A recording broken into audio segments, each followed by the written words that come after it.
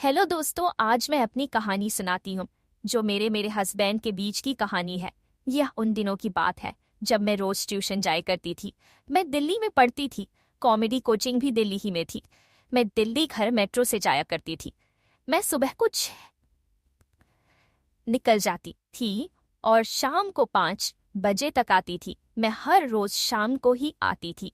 मुझको comedy class में काफी मजा आता था। वहाँ पर मेरे काफी ज्यादा फ्रेंड रहते थे।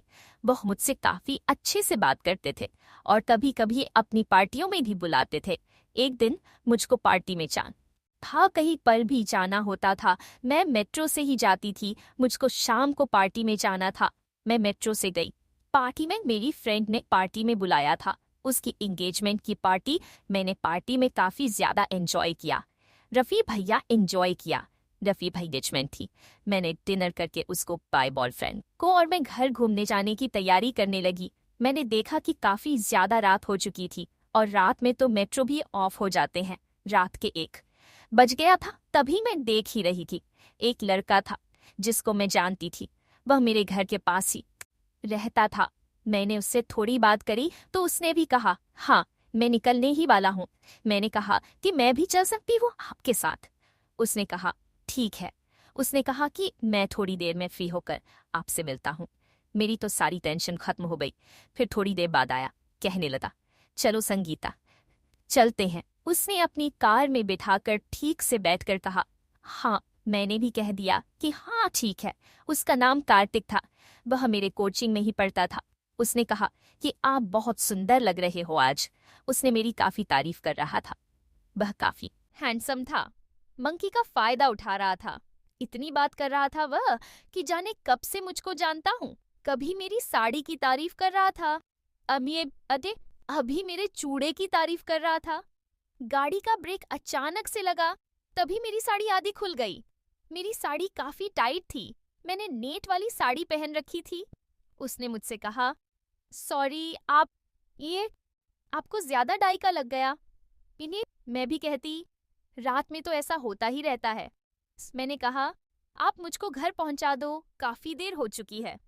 उसने कहा, मैं आपको पहुंचा दूंगा। तभी उसकी गाड़ी में काफी रोमांटिक सॉन्ग बज रहे थे। उसकी गाड़ी अचानक किसी रुक गई।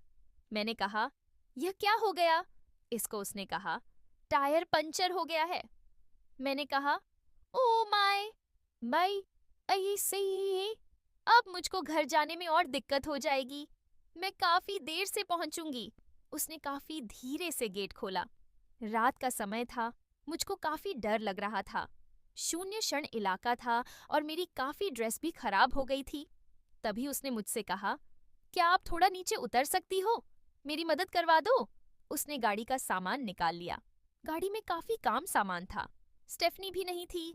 हम लोगों ने काफी देर हो गई थी, इसलिए हम लोगों ने सोचा कि एक गाड़ी पकड़ेगा और इसकी एक स्टेपनी चेंज करेगा। मेरी तो आधी साड़ी खुल ही चुकी थी, पूरी खुलने वाली थी। उसने कहा, मैं गाड़ी उठाता हूँ, आप स्टेपनी चेंज कर देना। मैंने भी कहा, ठीक है। इतनी रात तो हो गई, ये कुछ न कुछ मदद तो करनी ही पड़ेगी।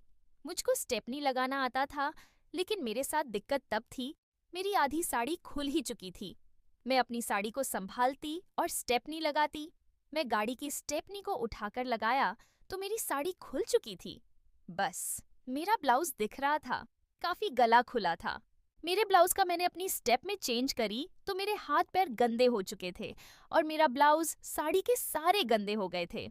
मैसेज गंदे कपड़े घर पर पहनकर नहीं जा सकती थी। तभी उसने कहा, आप कपड़े चेंज कर लो, मेरी शर्ट पहन लो। तभी मैंने सोचा कि मैं चेंज कहाँ करूं। उसने कहा, मैं सभी लाइट बंद कर देता हूँ। मैंने कहा, नहीं, आप अपनी आंखें बंद कर लेना। तभी मैंने साड़ी और ब्लाउज तारे, अपने कपड़े चेंज करके उसकी शर्ट पहनी। तभी उसने कहा कि आपका फिकर काफी अच्छा है। मैं तो शर्मा गई। उसने मुझसे कहा कि आप इतने अकेले रहते हो, आप बोल नहीं होती घर में? मैं भी कह दिया कि नहीं, अब आपसे दोस्ती हो गई है ना। मैंने उसको कहा, काफी लाइन दी। मैं इशारा कर ही दिया था कि आप मेरे दोस्त बन जाओ। उसने कह दिया, ठीक है, आपको लॉन्ग ड्राइव पसंद है? मैंने कहा। तभी वह मुझको काफी दूर शहर से बाहर ले गया। जहाँ कोई आता जाता नहीं था। उसको सारे इशारे में मस्ती चल रही थी। हमने काफी देर तक कर में सफर किया, रात भी कर ही में पिता। मुझको काफी मजा आया इस सफर में और ऐसे ही हम मिलते रहे।